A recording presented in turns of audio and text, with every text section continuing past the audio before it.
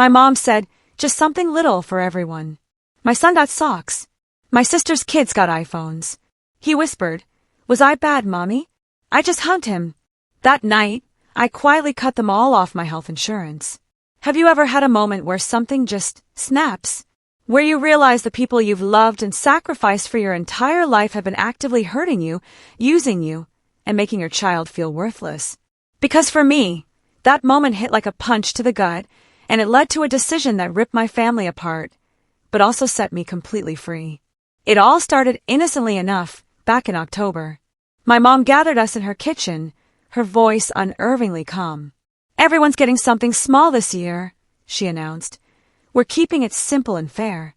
My 8-year-old son, Ethan, was there, still believing in the magic of family Christmas. My sister, Kelsey, just scrolled on her phone, her twins ignoring everyone. Sounds reasonable, I remember saying, pouring myself coffee. Ethan would be happy with anything. But there was that familiar glint in my mom's eye, that look she always got when she was plotting something, and it always made me uneasy. I tried to shake it off. Christmas was still 2 months away. My name is Morgan. I'm 35 and a single mom. I manage 3 different distribution centers for a pharmaceutical company, a demanding job that pays well enough to provide for Ethan. His dad left 6 years ago, so it's just been us. I've always prided myself on independence. I don't ask my family for help, especially financially. But I always show up for holidays, trying to maintain those connections, even when they feel more like obligations.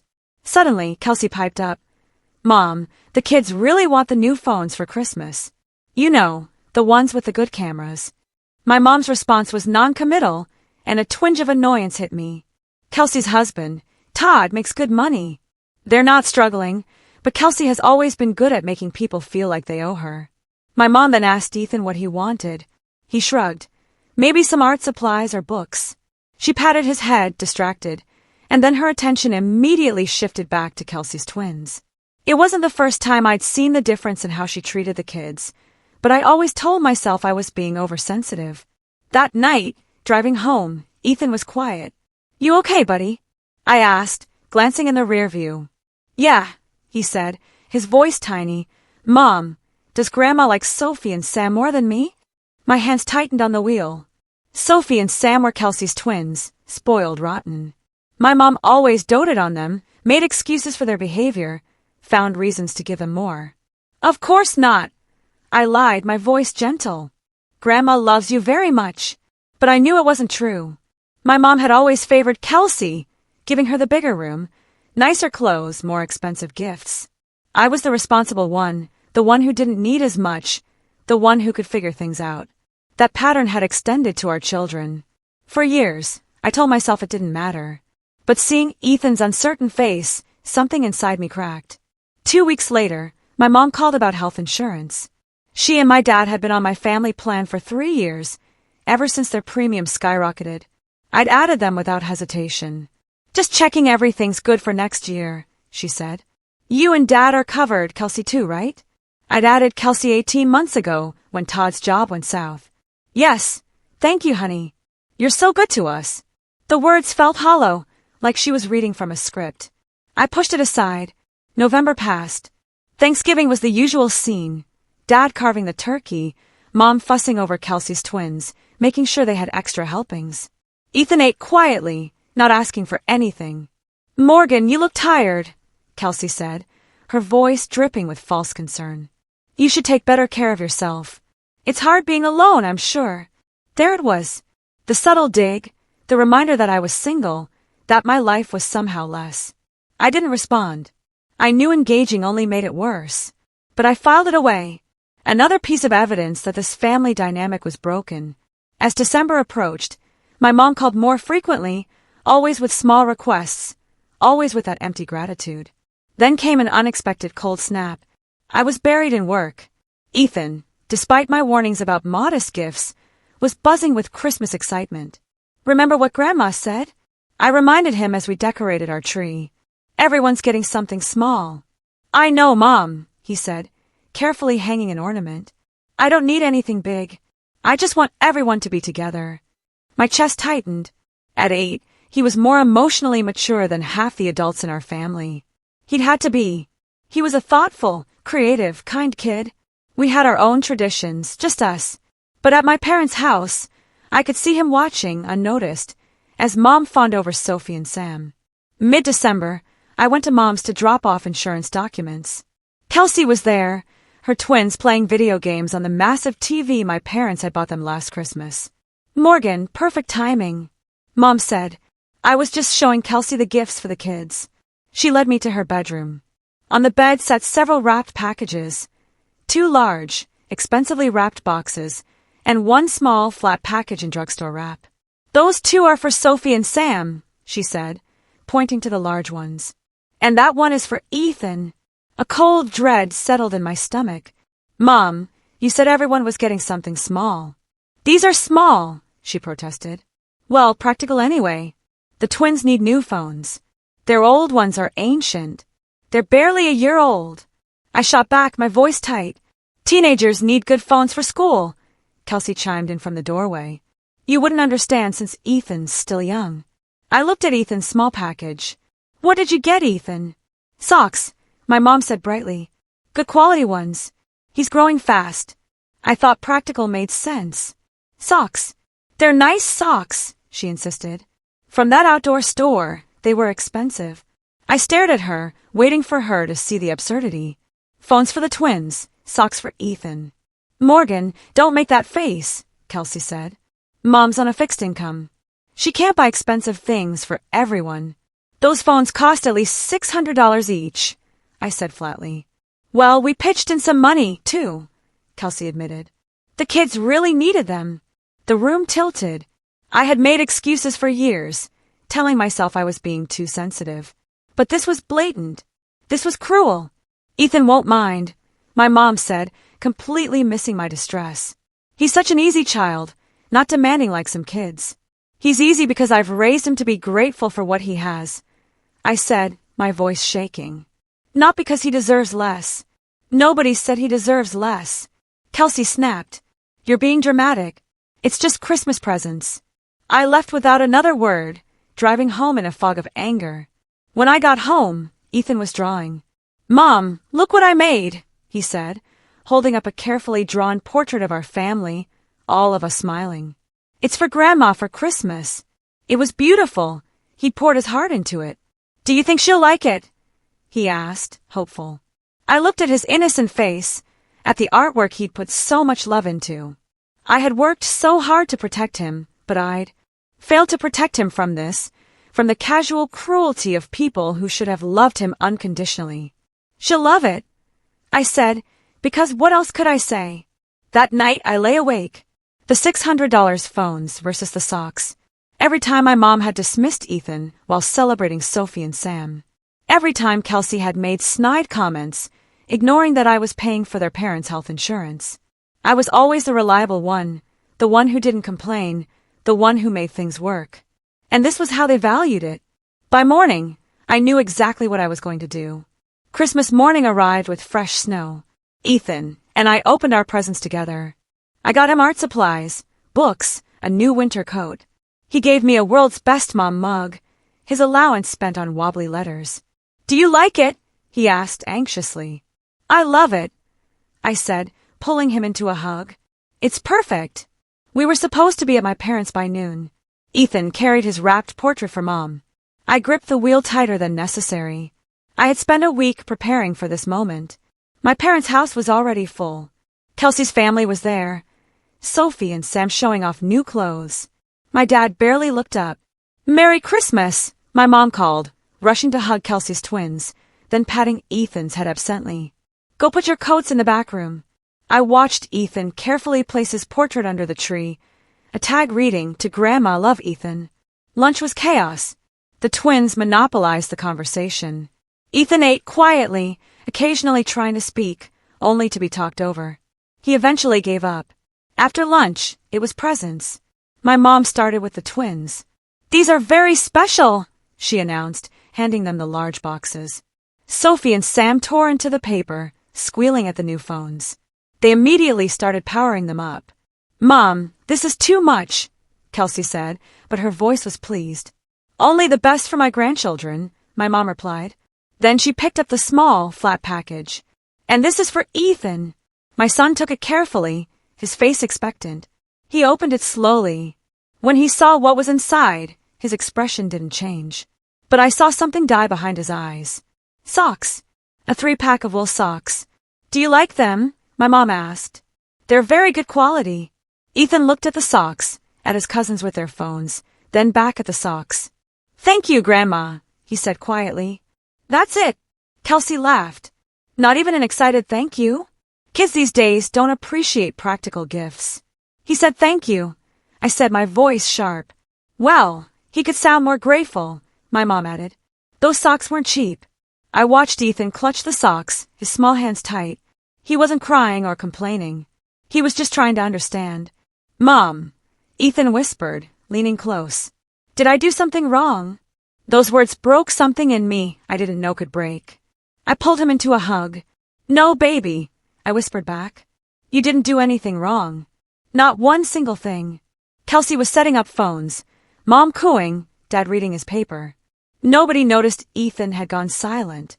Nobody cared. We stayed another hour because leaving immediately would cause a scene.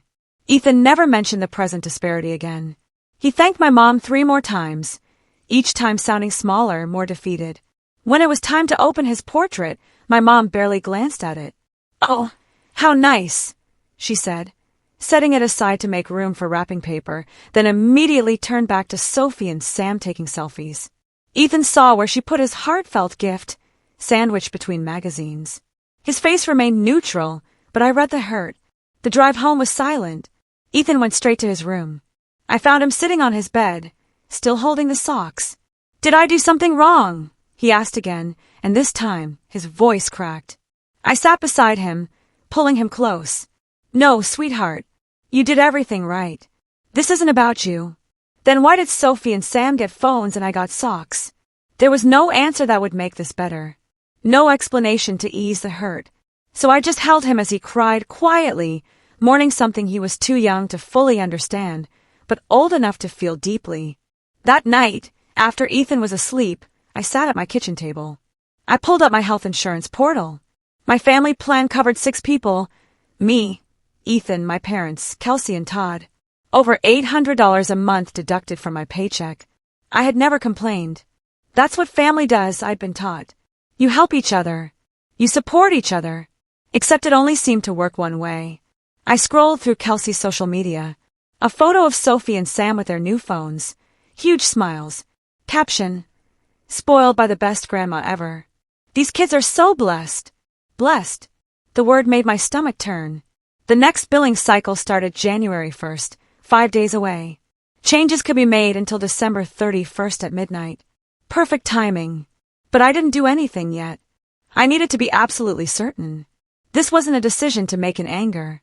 It would have consequences, and I needed to be ready. The next day, Ethan pushed pizza around his plate. "Mom, why doesn't Grandma like me as much as Sophie and Sam?" I'd been dreading it. "It's complicated, honey." "Is it because I don't have a dad?" The words hit me like a physical blow. "What?" "No. That has nothing to do with anything.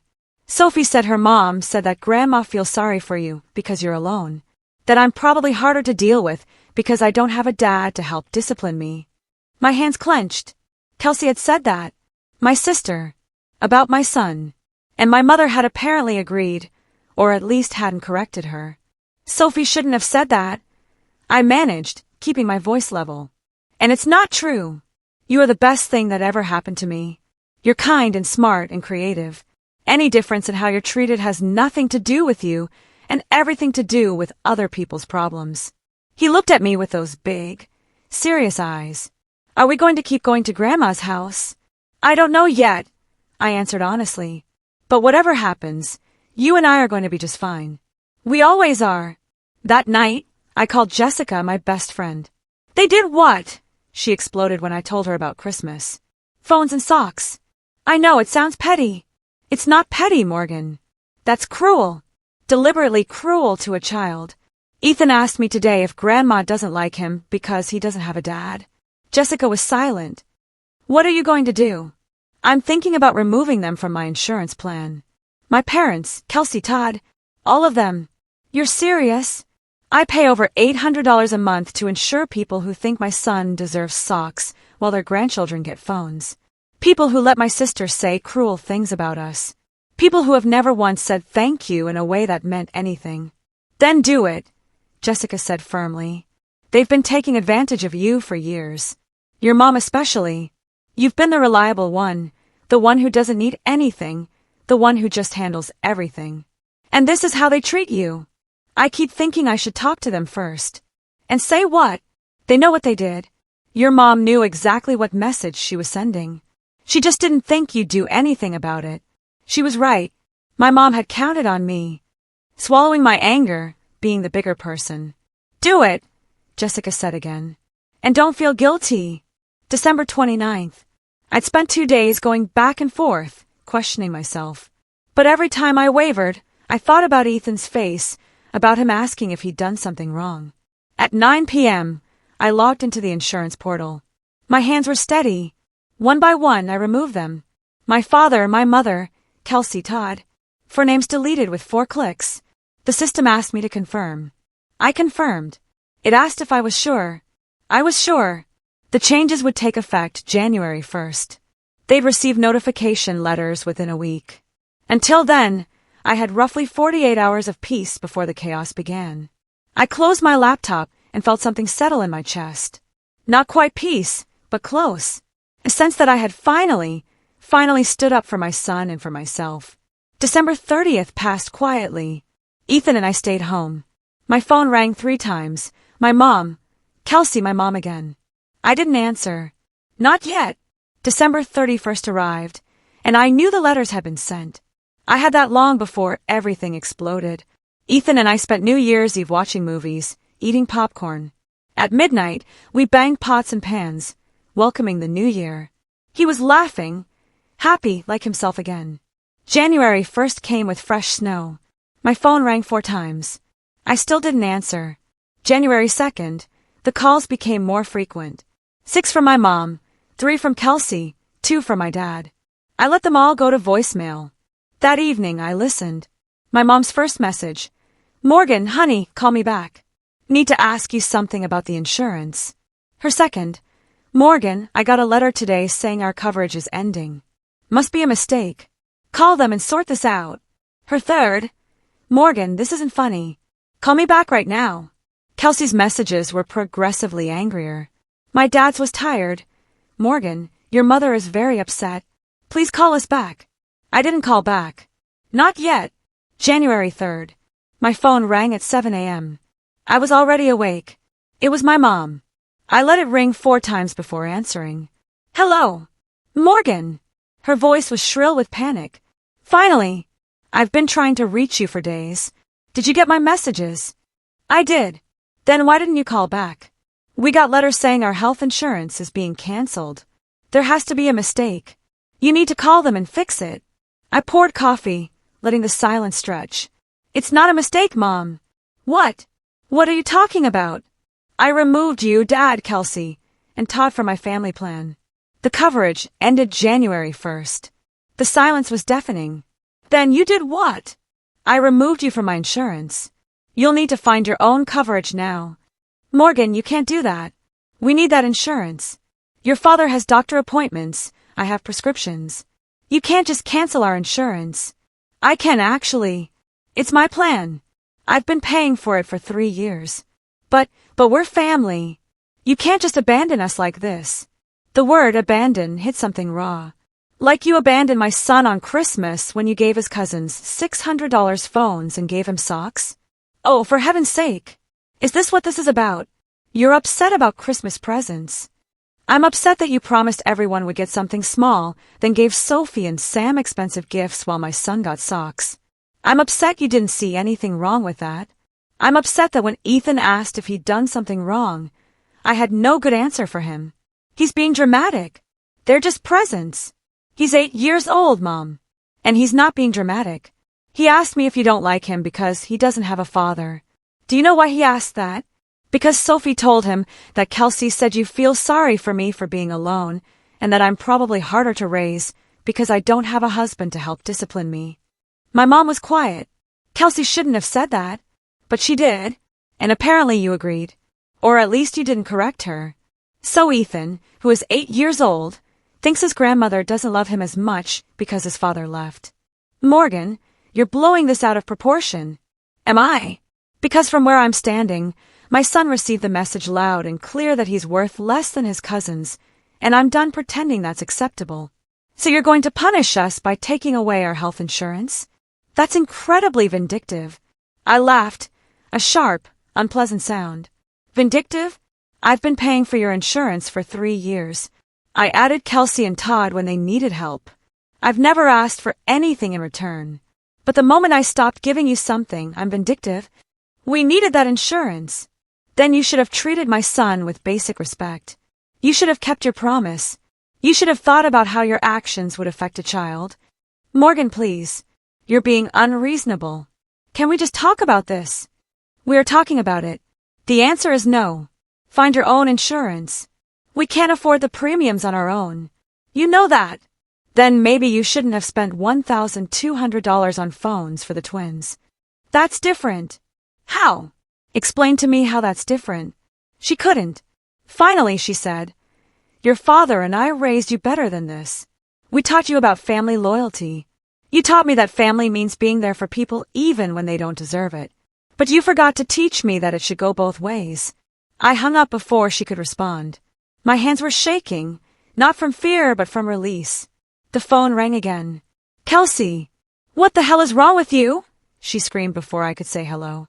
Mom just called me crying. You canceled our insurance. I removed you from my family plan. Yes. How could you do that? Todd and I need that coverage.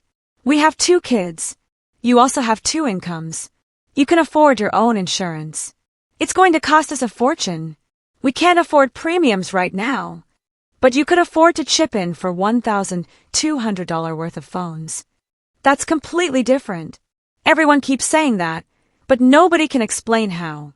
Those were Christmas presents for our children. You're going to punish Sophie and Sam because you're jealous. I'm not punishing anyone.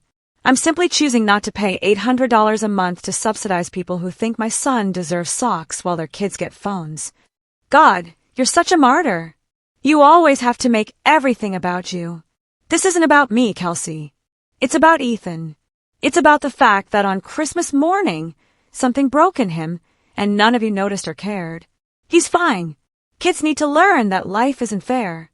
He's learning that, don't worry. He's learning that his grandmother and his aunt think he's worth less than his cousins. He's learning that family means different things to different people. He's learning that sometimes the people who are supposed to love you will hurt you in ways that can't be fixed. You're being ridiculous. They're just presents.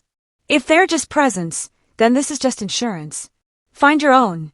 Mom said you're jealous because I have a husband and you don't. That you've always resented me for having a complete family.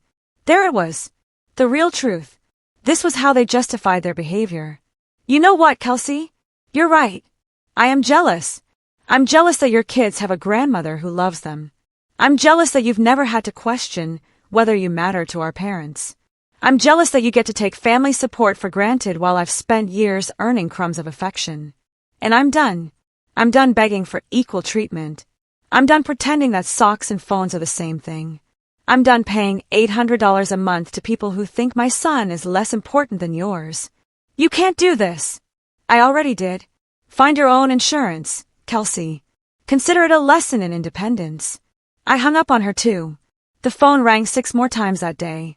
I didn't answer. I had said everything I needed to say. The next 2 weeks were predictably chaotic. My mom called daily, alternating between guilt trips and anger. Kelsey sent texts, from pleading to threatening. My dad called once, trying to be the voice of reason. I didn't reconsider. What I hadn't anticipated was the rest of my family piling on. My aunt called me cruel. My uncle emailed about forgiveness. Cousins I hadn't spoken to in years suddenly had opinions. My mom's narrative was simple. I was vindictive over Christmas presents, punishing sick elderly parents, putting pride above family needs. What they didn't know was that I'd been paying for their insurance for 3 years, that I'd supported Kelsey, that the petty disagreement was about a child being made to feel worthless. Jessica told me to ignore them. Your mom is making herself the victim because that's easier than admitting she was wrong. She was right, but it still hurt. Work became my refuge. I threw myself into a major project. My boss, Patricia, a fair woman, noticed something was off. Everything okay? She asked. Family stuff, I said vaguely. She just nodded. Well, if you need anything, let me know. You're doing excellent work on this project. The validation felt good. At least someone appreciated what I contributed. At home, Ethan started coming out of his shell again. He was drawing more, talking more, seeming lighter. One evening, he brought me a new picture. It's us, he said, showing me a drawing of just the two of us in front of our house. Our family. I looked at it. How carefully he'd drawn each detail, how happy we both looked. It's perfect, I said. Are we still going to see Grandma? He asked. I don't know. Do you want to? He thought about it seriously. I don't think so. Not right now. She made me feel bad. Then we won't go. Not until you're ready, if ever. He nodded, satisfied. It occurred to me I'd been so worried about protecting him from pain that I hadn't considered he might be relieved to step away from a situation that made him unhappy. Mid-February brought an unexpected development. A certified letter from my parents' attorney. I was being sued for financial abandonment and elder neglect. They claimed that by removing them from my insurance, I had violated my duty of care as their daughter and put their health at risk. I stared at the letter in disbelief. My own parents were taking me to court. I immediately called a lawyer Patricia recommended, Gregory, who specialized in family law. Have you seen this kind of case before? I asked, sliding the letter across his desk. He read it carefully. I've seen similar attempts. They rarely succeed. Adult children aren't legally obligated to provide health insurance for their parents unless there's a specific care agreement in place. Do you have any written agreement with them? No, I just added them out of kindness. And they're claiming elder neglect because you stopped. Gregory leaned back. Here's what's going to happen. We'll respond. We'll point out you have no legal obligation, that you did so voluntarily for 3 years, and that they have other options. The case will likely be dismissed. $2,000? I asked. Money I'd have to spend because my parents decided to sue me rather than find their own insurance. Do it, I said. Draft the response. When I got home, Kelsey was sitting on my front porch. We need to talk, she said. I don't think we do. Please, Morgan. Just 5 minutes. Against my better judgment, I let her in. Ethan was at an after-school art program. Mom and Dad are suing you, Kelsey said. I know. I got the letter. That's insane. I told them not to do it. Did you? Yes. This whole thing has gotten completely out of hand. I came here to ask you to reconsider. Reconsider what exactly? Putting us back on your insurance before the lawsuit goes any further. So, you want me to pay $800 a month and pretend nothing happened? I want us to be a family again. I laughed, bitter and sharp. We were never a family, Kelsey. A family doesn't treat one child better than another. A family doesn't sue each other over insurance. A family doesn't say cruel things and expect it to be forgotten because it's inconvenient to deal with consequences. I'm sorry about what I said about you being alone, about Ethan being harder to raise. I shouldn't have said that. But you did say it. And you meant it. And Mom agreed with you. She didn't agree. She didn't disagree either. And that's the problem. None of you have ever stood up for Ethan or for me. You've taken what I've given and acted like it was owed to you. Well, it's not, and I'm done. Kelsey's eyes filled with tears. Please. Todd and I are drowning in premium costs. We can't afford this. You could have afforded it if you hadn't spent $1,200 on phones. That was different. Stop saying that. It wasn't different. You had a choice where to spend your money, and you chose phones over insurance. That's fine. Those are your kids and your priorities, but don't ask me to subsidize that choice. She left angry, and I felt nothing but tired. March arrived with a court date. Gregory had been right. The lawsuit was weak, but my parents were pushing forward, hoping I'd cave. They underestimated how done I was with their manipulation. The day before the hearing, I got an unexpected call from my dad. Morgan, can we talk? Just you and me. I hesitated. What's there to talk about? Please. Coffee somewhere. Just 30 minutes. Against my better judgment, I agreed. We met at a cafe. My dad looked older, more tired. Your mother doesn't know I'm here, he started. That seems to be a theme in this family. People doing things behind other people's backs. He winced. I deserve that. Morgan, I want you to know that I didn't agree with how Christmas went. I thought the gift disparity was wrong. Then why didn't you say anything? Because I've spent 40 years not saying anything when your mother favors Kelsey. Because it was easier to keep the peace than to fight about it. And where did that get any of us? He sighed. You're right. I should have spoken up. But I'm here now, asking you to drop this before it goes to court. I'm not the one who filed a lawsuit, Dad. I know, but you could resolve it by putting us back on your insurance. Why would I do that? Because we're family. I set my coffee down carefully. You keep using that word like it means something. But family is supposed to protect each other. Family is supposed to treat everyone equally. Family is supposed to care when a child is hurt. We do care about Ethan. You have a funny way of showing it. When was the last time you called to ask how he's doing? When was the last time you came to one of his school events? When was the last time you treated him like he mattered as much as Sophie and Sam? My dad couldn't answer. We both knew the truth. I'm not putting you back on my insurance, I said quietly. I'm not paying for people who think my son is disposable, and I'm not backing down from this lawsuit. If you want to take me to court, fine. But you're going to lose, and you're going to pay your attorney fees, and at the end of it, you're still going to need to find your own insurance. Your mother will never forgive you for this. I've accepted that, Dad. I'm done. I spent my whole life trying to earn equal treatment from this family. I worked hard, stayed out of trouble, took care of myself, helped whenever anyone asked, and it was never enough. Ethan deserved better than what you gave him on Christmas. He deserved better than being compared to his cousins and found lacking. And I deserved better than being expected to bankroll people who treat us like we don't matter. I stood up. I'll see you in court tomorrow, Dad. He didn't try to stop me.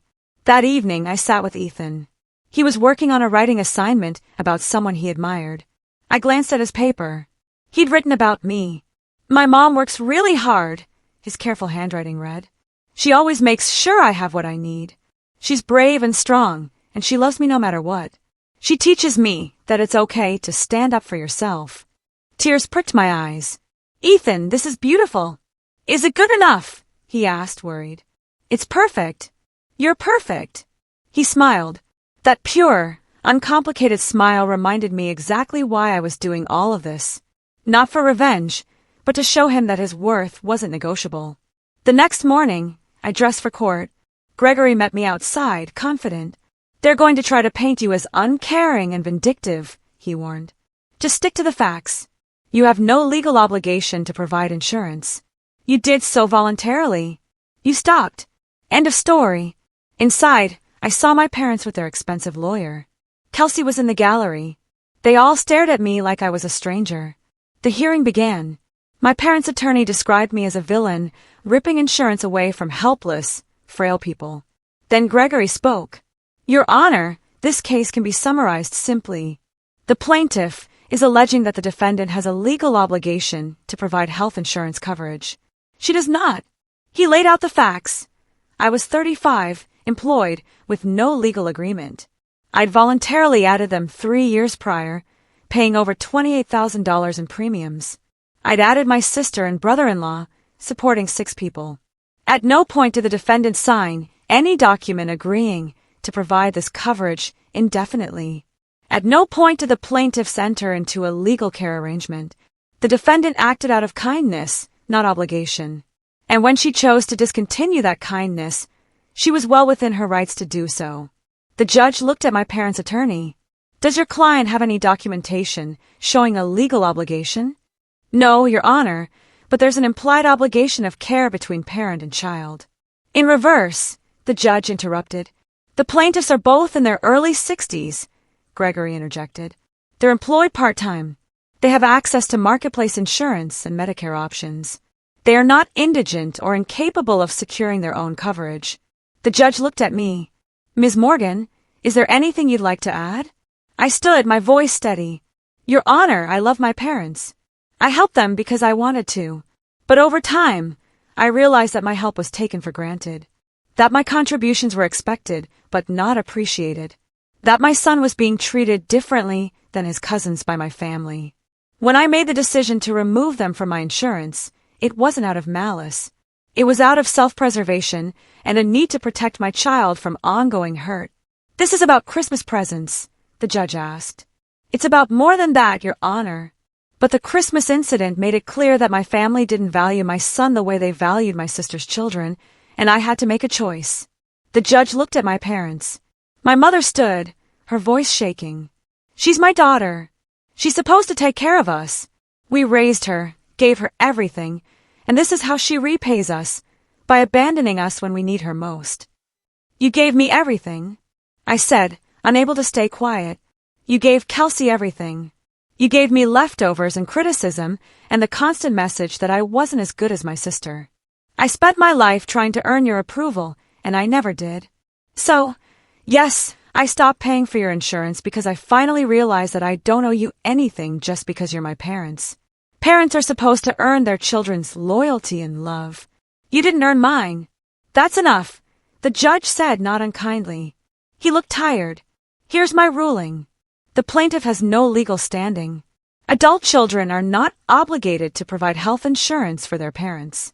The defendant acted within her rights to remove the plaintiffs from her insurance plan. Case dismissed." He banged his gavel. It was over. My mother was crying. My father stone-faced. Kelsey walked out without looking at me. Outside, Gregory shook my hand. "You did well in there. For what it's worth, I think you made the right call. Sometimes families need hard boundaries." I drove home feeling lighter than I had in months. I had won, not just the court case, but something bigger.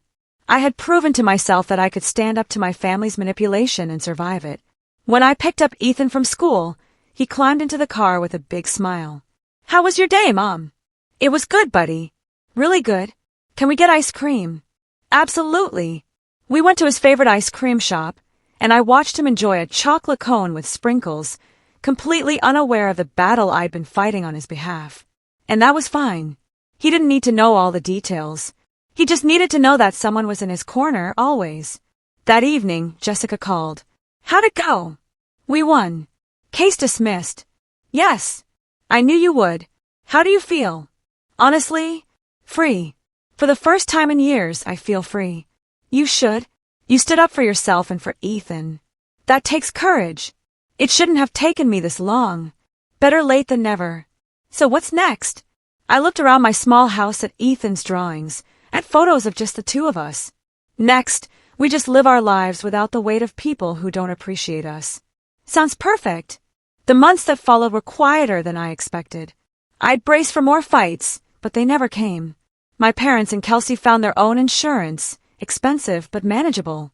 The lawsuit had cost them thousands in dignity, and I think they finally understood I wasn't going to be guilted into reversing my decision. My mother's reputation in the extended family suffered as the truth about Christmas and the insurance spread. People stopped taking her side. Sophie and Sam, now teenagers, started asking why they never saw Ethan anymore, forcing Kelsey to confront her role. My father, perhaps feeling the weight of years of silence, became more withdrawn. They had gambled that I would always be the reliable one. They lost, and the price was higher than they'd imagined. My aunt called in April, her tone different. "Your mother told me the whole story," she said, "about the Christmas presents, about what you'd been paying for their insurance. I'm sorry I judged you without knowing the facts. Thank you for saying that. For what it's worth, I think you did the right thing. Your mom has always favored Kelsey, and it wasn't fair to you growing up. I should have said something back then. It was validating to hear. Work continued to go well. Patricia promoted me to senior regional manager in May with a significant raise. "You've been doing exceptional work," she said. "The company needs more people like you." The extra money meant I could put more away for Ethan's college fund, take him on a real vacation. That summer, we went to Colorado, hiking and exploring. "This is the best trip ever," he said one evening. "Better than Christmas?" I teased gently. He thought about it. "Way better. Because here it's just us, and we're happy." Out of the mouths of children. In late June, I got an unexpected text from my dad. "I'm proud of you for standing up for yourself and Ethan. I should have done more to protect you both. I'm sorry. It wasn't everything I needed, but it was something. I wrote back. Thank you. That was the extent of our communication. Maybe someday we'd rebuild something, but I wasn't holding my breath, and I was okay with that. Ethan started 3rd grade in September, confident and happy. He'd made close friends. His teacher called me in October for a conference. I expected bad news. Instead, she smiled. I just wanted to tell you what a wonderful child you have. Ethan is thoughtful, hardworking, and incredibly talented. He's also very emotionally mature for his age. You're doing an amazing job with him. Tears pricked my eyes. Thank you. That means a lot. Has he always been this well-adjusted? He's had some challenges, I said carefully. Family stuff, but we work through things together. She nodded knowingly. Well, whatever you're doing, keep doing it. He's thriving. That evening, I told Ethan what his teacher had said. He beamed. Do you think we could invite some of my friends over for my birthday? No mention of Sophie or Sam. No mention of my parents or Kelsey. His birthday party in November was loud, chaotic, and perfect. 8 children running around, eating pizza and cake. I watched Ethan laughing with his friends, realizing this was what childhood was supposed to look like. Joy without conditions, love without comparison. Christmas came again, our second one without my extended family. Ethan and I had established new traditions, decorating the tree, watching old movies, volunteering at a local shelter on Christmas Eve. On Christmas morning, Ethan opened his presents with genuine excitement. Art supplies, books, new clothes, a tablet for his digital art experiments. Nothing extravagant, but everything chosen with thought and care. This is perfect, Mom, he said, hugging me tight. Thank you. You're welcome, sweetheart. Do you miss them, Grandma and Grandpa and Aunt Kelsey? I thought about it. Sometimes I miss the idea of them. The family I wished we could be. But I don't miss how they made us feel. Me neither, he said. I like it better this way.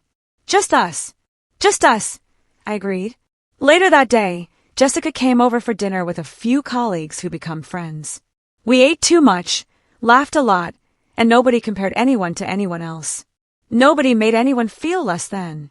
It was simply people who cared about each other enjoying time together. As I cleaned up that evening, Ethan asleep, I thought about the journey of the past year. The hurt, the anger, the courage it took to set boundaries. The lawsuit, the judgment, the freedom that came with standing firm. I thought about those socks, still tucked away in Ethan's drawer, a reminder of the moment everything changed. I realized I had no regrets. Standing up for my son, for myself, for the basic dignity we both deserved. That wasn't revenge. That was simply refusing to settle for less than we were worth. And that, truly, made all the difference. So, I'm curious, what would you have done in my situation? Have you ever had to choose between family loyalty and protecting your own peace or the well-being of someone you love? Tell me your thoughts in the comments below. I really want to know what you think.